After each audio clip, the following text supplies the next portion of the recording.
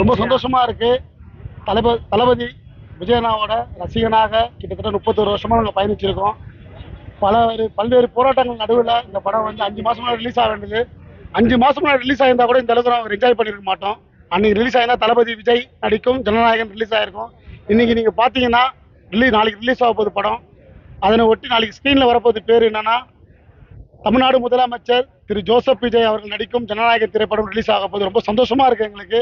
ஒரு சிஎம்மோட பேர் வந்து தியேட்டர்ல வரும்போது ரொம்ப சந்தோஷமா இருக்கு. அதனையொட்டி இன்னைக்கு ரசிகர் மன்ற வரலாற்றிலேயே ட்ரோன் ஷோல வந்து யாரும் இதுவரை பண்ணதில்லை. முதல் முறையாக சென்னை புறநகர் மாவட்டம் தளபதி விஜய் மக்கள் இயக்கம் சார்பாக இன்னைக்கு வந்து நாங்கள் ட்ரோன் ஷோ பண்ணியிருக்கோம். ரொம்ப ஹாப்பியா இருக்கு. நான் ஏன் விஜய் மக்கள் இயக்கம் சொல்றேன்னா, எங்க தலைமையிலேருந்து உத்தரவு வந்திருக்கு, பொதுச் செயலாளர் மூலியமா உத்தரவு வந்திருக்கு. கட்சி பேரோ கட்சி கொடியோ எந்த ஒரு இதுவும் யூஸ் பண்ணக்கூடாது.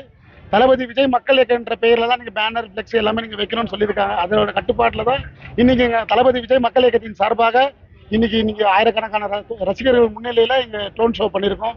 ரொம்ப ஹாப்பியா இருக்கு, ரொம்ப சந்தோஷமா இருக்கு. முன்னாடி இந்த ரசிகர் மன்றத்தின் சார்பா இது யாரும் பண்ணவே இல்லை. நீங்க முதல் முறையா பண்ணீங்க. எவ்வளவு மகிழ்ச்சியா இருக்கு? பொதுமக்களுக்கு எவ்வளவு வரவேற்பு? இன்னைக்கு ஒரு 4 மணிக்கு தான் நான் என்னோட இன்ஸ்டாகிராம் பேஜ்லயே போட்டேன். நான் ஒருத்தர் கூட இதுவரையும் நான் ஃபோன் பண்ணி சொல்லலை, இந்த மாதிரி நான் இந்த ப்ரோக்ராம் பண்ண போறேன்னு சொல்லலை.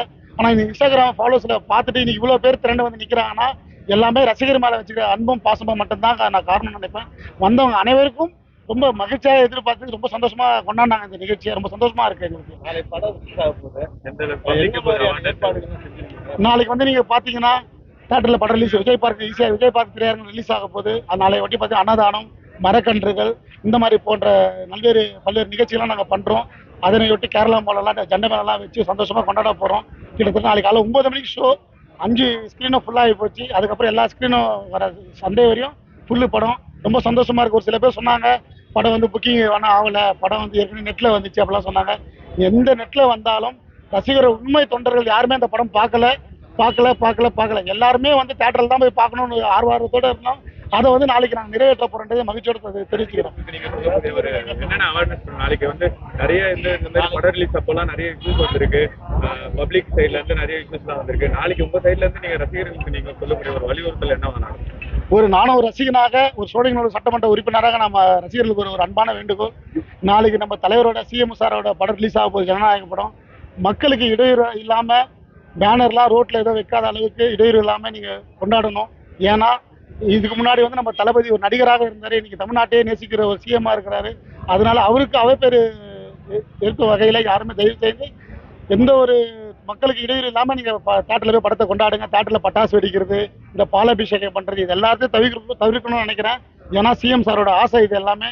இதெல்லாம் பண்ணா இது லாஸ்ட் படம். அவர் சந்தோஷமா நம்ம அந்த திரையுலக வாழ்க்கையிலேருந்து வந்து வெளியே வந்து இன்னைக்கு வந்து ஒரு தமிழ்நாட்டோட சிஎம்மா நம்ம கொண்டாட போறோம். அதனால தயவு செய்து எல்லாருமே ஒற்றுமையோட சிறப்பாக கொண்டாடுங்க தியேட்டர்ல. ஆனா பப்ளிக் எந்த ஒரு இடையூறாம கொண்டாடுங்க. ஏன்னா அந்த பப்ளிக் பொதுமக்கள் முன்னுரிமை கொடுத்தனாலதான் நீ நம்ம தமிழ்நாட்டோட நம்ம தலைவர் சிஎம்மா இருக்காரு. அதனால அவங்களுக்கு ஒரு எந்த இடையூறு இல்லாம இருந்தா நல்லா இருக்கும்னு நினைக்கிறேன்.